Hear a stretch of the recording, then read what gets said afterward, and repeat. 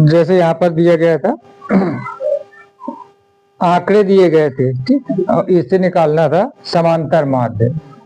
तो पहले तो इसकी बनाएंगे सारणी, संभवतः आ गया हो सबको, लेकिन फिर भी देख लीजिए। पहला कॉलम है वर्ग अंतराल। वर्ग अंतराल के बाद बना लिया करो मध्यमान का, और जो मध्यमान होता है इसको यक्ष से दर्शाते हैं, और मध्यमान बराबर होता है उच्च सीमा प्लस निम्न सीमा बटे 2। ऐसे निकाला जाता है मध्यमान। मध्यमान जो होता है वर्ग अंतराल का मध्यमान होता है, जैसे 0 से 10, 10 से 20, ये कितने तक गया है?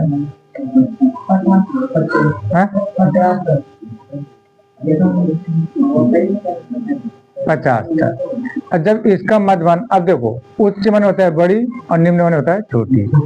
बड़ी संख्या 10 है, छोटी संख्या 0, तो उच्च सीमा 10 होगा और निम्न सीमा 0। तो क्या लिखेंगे? 10 प्लस 2 बटे 2 0, 10 प्लस 0 10 बटे 2 बराबर 5। यहाँ पर उच्च सीमा 20 होगी और निम्न सीमा 10 होगी। 20 प्लस 10 बटे 2 बराबर 30 बटे 2, इसका आधा करेंगे तो 15। उच्च सीमा 30, निम्न सीमा 20 बटे 2, 30 और 20 हो जाएगा 50 बटे 2, आधा करेंगे तो हो जाएगा 25। नमस्ते, चलो खुश हो, बढ़ जाओ। फिर है 40 प्लस 30 बटे 2, तो कितना हो जाएगा? 70 बटे 2, और इसका आधा करेंगे तो 35। फिर 50 प्लस 40 बटे 2, 50 और 40 90 बटे 2 बराबर 45।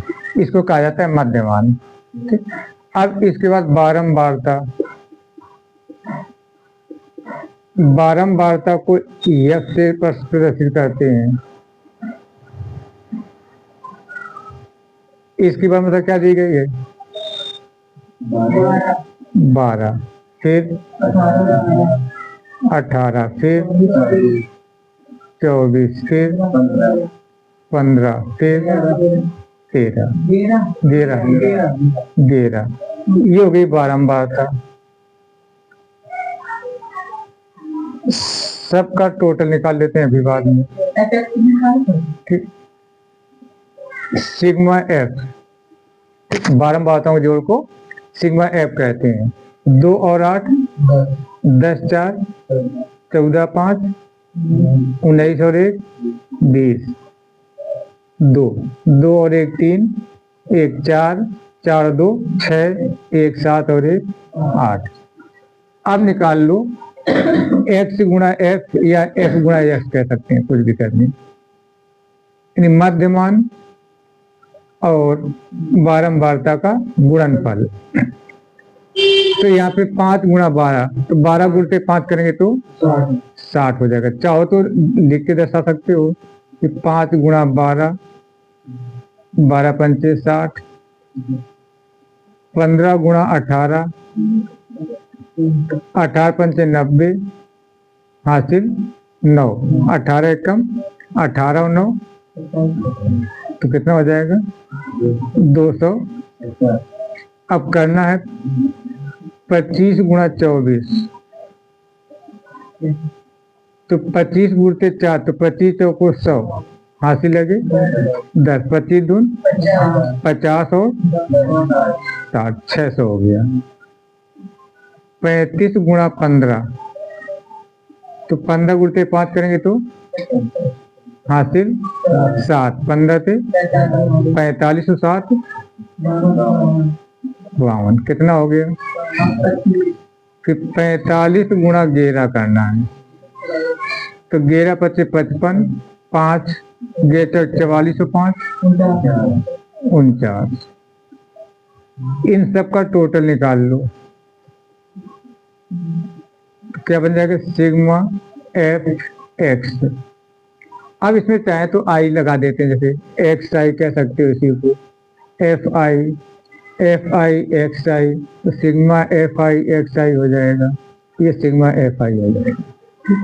जोड़िए 0 5 5 हासिल 6 और 1 हासिल लगा था, 7 और 7 14 2 16 और 9 25 हासिल 2 और 2 4 4 और 6 10 और 5 15 4 19। निकालना क्या था इसका? समांतर माध्य। समांतर माध्य बराबर क्या होता है सूत्र?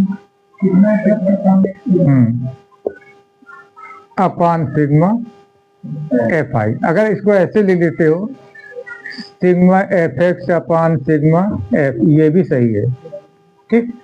अगर इसको हम सिग्मा एफ एक्स अपान यन लिखें तो ये भी सही है, क्योंकि इस बारंबारता के योग को यन भी कह देते हैं, बारंबारता के योग को यन कह देते हैं। तो जब मान रखोगे सिग्मा एफ आई एक्स आई कितना आया? 1950। सिग्मा एफ आई कितना आया था? 80। 0 0 कर जाएगा, 195 बटे 8 का भाग देंगे तो 8 दूनी कितने बचे? 3। कितना हो गया? अब कितने बार जाएगा? 60 हो गया। 8 चौको अब कितने में जाएगा? 8 सते 56। कितने बचे? 4। 8 पंचे तो 24.375, या इसी को 2 अंक निकटतम निकालोगे तो 24.38। अंतिम अंक 5 या 5 से अधिक हो तो ऊपर एक बढ़ा देते हैं, तो दोनों सही है तुम्हारे। कितनों सही है? सही कर रहे हो आदित्य? चलो तो कक्षा 9 में ये सवाल था कि भूमि के एक बिंदु से एक 20 मीटर ऊंचे भवन के शिखर पर लगी एक संचार मीनार के तल और शिखर के उन्नयन कोण क्रमशः 45 और 60 अंश है। मीनार की ऊंचाई ज्ञात कीजिए। ठीक लग गया, लेकिन कमियां क्या ऊपर निकालना है। करे भूमि के एक बिंदु से, मान लीजिए कि भूमि पर एक बिंदु ये है कोई,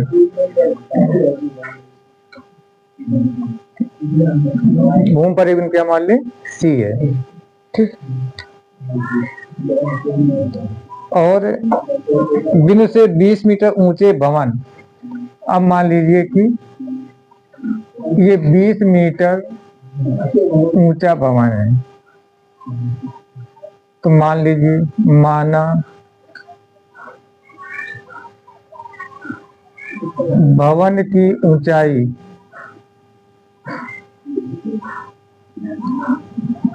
h बराबर 20 मीटर, यहाँ पर h लिख दिया गया, ठीक, 20 मीटर है।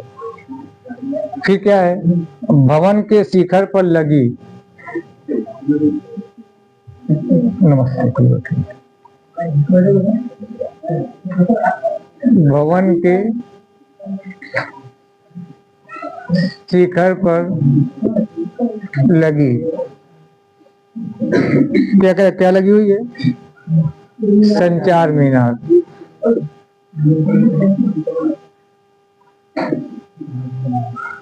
संचार मीनार, इसके ऊपर मान लो संचार मीनार बीडी लगी हुई है,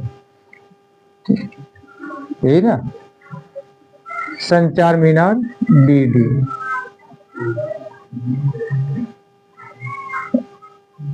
फिर क्या कह रहा है? शिखर के उन्नयन कोण क्रमशः किसके किसके किसके किसके? भवन के शिखर, भवन के शिखर और संचार मीनार के तल, संचार मीनार के तल और शिखर के उन्नयन कोण यहाँ से ये तल होगा और ये शिखर होगी।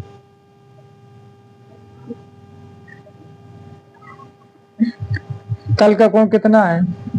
45 अंश है। ये वाला कोण 45 है। और शिखर कोण कितना है? 60 अंश है। ये 60 अंश है। तो क्या कह रहा है? क्या निकालना है? संचार मीनार की ऊंचाई। अब यहाँ पे दो तरीके हैं, चाहो तो इसको कैपिटल मान लो या इसको स्मॉल एच मान लें ऐसे। ठीक, भवन की ऊंचाई को मान लीजिए कि ए बी है, ए बी बराबर 20 है और बी डी क्या मान लिया? एच। तो संपूर्ण ऊंचाई ए डी क्या बन जाएगी? संपूर्ण ऊंचाई ए डी के दो भाग हैं, A B plus B D. A B का मान कितना है? 20। बी डी का मान कितना है? एच। 20 प्लस, अब एक बार 45 ले लो और एक बार इसको मान लीजिए कि एक्स। आधार ए सी बराबर मान लीजिए एक्स है। तो एक बार ले लो त्रिभुज, कौन सा? सी ए बी। अच्छा है, कहे तो बी ए सी, तो त्रिभुज ले लो बी ए सी। अब बी ए सी कोण सी 45 है, तो ये लंब बनेगा और नीचे तो लंब बटे आधार किसका होता है? tan का। tan थीटा बराबर होता है लंब बटे आधार। लंब भुजा का नाम क्या है? लंब भुजा का, आधार भुजा का ए सी। tan थीटा का मान 45, ए बी का मान 20, ए सी का मान tan 45 का मान 1 बराबर 20 बटे, इसके बटे में 1 मान सकते हो और तिरछा गुणा कर लो। तिर्यक एक्स का 1 से तो एक्स हो जाएगा और 20 से कम, एक्स का मान हो गया 20, ये आ गया। अब पूरा त्रिभुज ले लो डी ए सी। तो त्रिभुज डी ए सी में अब कोण सी 60 अंश का, ये वाला पूरा 60 है, तो इस 60 के सामने ये लंब बनेगी, तो यहाँ भी लग जाएगा क्योंकि नीचे आधार है। तो लंब बटे आधार किसका होता है? tan थीटा लंब बटे। अब लंब भुजा क्या बनेगी? लंब भुजा ए डी, पूरा त्रिभुज लिया गया है। लंब भुजा ए डी हो गए, आधार भुजा ए सी हो गई। थीटा का मान कितना है? 60। ए डी का मान क्या है?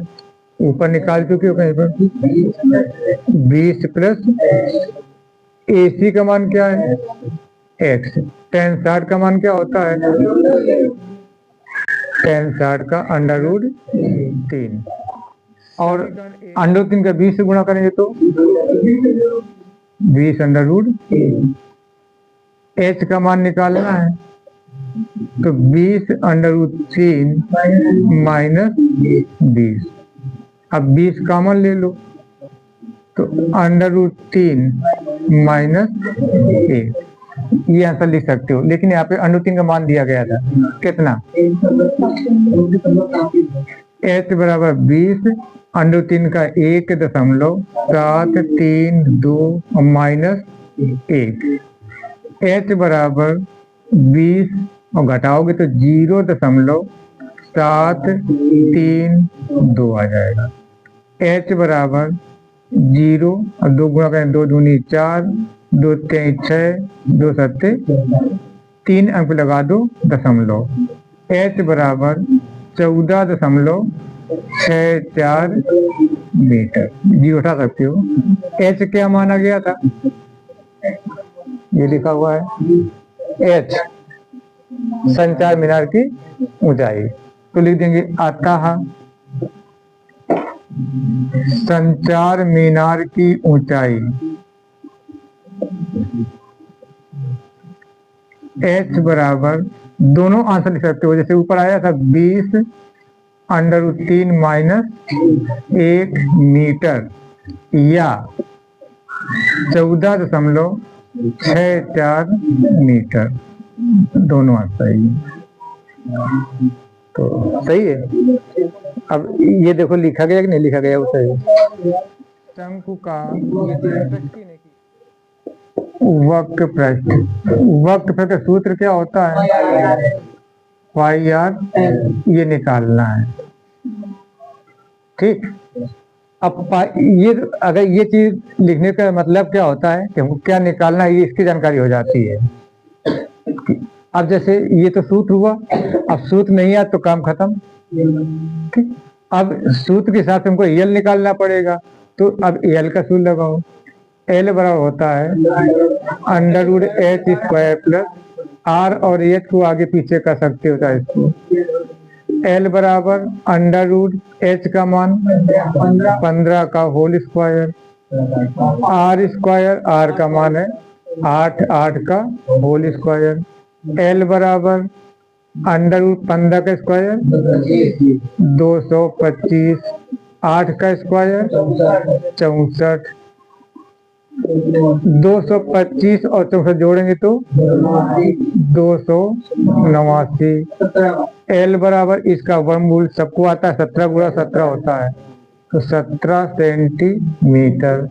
अब जो पूछा गया शंकु में उसमें आ जाएगी। क्या पूछा गया था?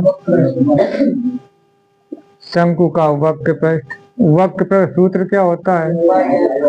पाई आर एल। पाई का मान कितना? 3 क्या दिया गया था। आर का मान 8, एल का मान 17, गुणा कर लो 8 चौको हासिल लगे 8 एक कम 8 और 3 हासिल 1, 8 त्रिका 24 और 1। अभी 17 गुणाओ करना है। 17 का 2 से गुणा करेंगे तो 17 दूनी हासिल 17 एकम 17 और 3 20 गिरी हासिल लगे 17 पचे 55, 17 पचे 85, 85 और 2 87 गिरी हासिल 70 34 8 42। दशमलव कितने अंक पर? 2 अंक पर। इतने क्या? Centimetre square. ये इसका आंसर आ जाएगा। अब ये चेक करो बना कि तरीका सही लगा है, बराबर एक लाइन पे है, इसको सुधारना है। इसको सुधारना है बना। अभी वक्त पे अगर ये बात दोबारा तो बताया गया है, हाँ तो सब गड़बड़ कर दूंगी तो काफी नहीं बन के जो क्या था। बेलन का वक्र पर दिया गया था। बेलन का वक्र पृष्ठ कितना दिया गया है? 900 पाई सेंटीमीटर स्क्वायर, वर्ग सेंटीमीटर था। ठीक है। और क्या दिया है? आधार की त्रिज्या, आधार की त्रिज्या आर बराबर कितनी? 10 सेंटीमीटर। निकालना क्या है? बेलन की ऊंचाई। अब यह चाहे कैपिटल मान लो चाहे स्मॉल मान लो, अपनी सुविधा पर है। अब सूत्र लगा दो। क्या दिया है? वक्र दिया है, या चाहे सूत्र लगा दो या लिख दो प्रश्नानुसार। प्रश्नानुसार क्या दिया है? बेलन का वक्र पृष्ठ कितना दिया गया? 900 पाई। वक्र पृष्ठ सूत्र क्या होता है? 2 पाई आर बराबर कितना है? 900 पाई। अब पाई और पाई दोनों तरफ से ये कट जाएंगे। आर का मान ऊपर दिया गया है कितना? 10। एच का मान निकालना है। 900। 10 गुणा 2 करेंगे तो 20h बराबर 900। h बराबर 900 बटे 0 कट जाएगा तो 90/2 और 2 का भाग 90 में दोगे तो आ जाएगा। आता है h किसको माना गया? बेलन की ऊंचाई। h बराबर 45 सेंटीमीटर। ये तो 1 मिनट लग जाना चाहिए। कहाँ लग पाओ, लेकिन ओवर टाइम हो जा रहा है ना। अब चलो इसको जिसका गड़बड़ सही कर लो, फिर घर के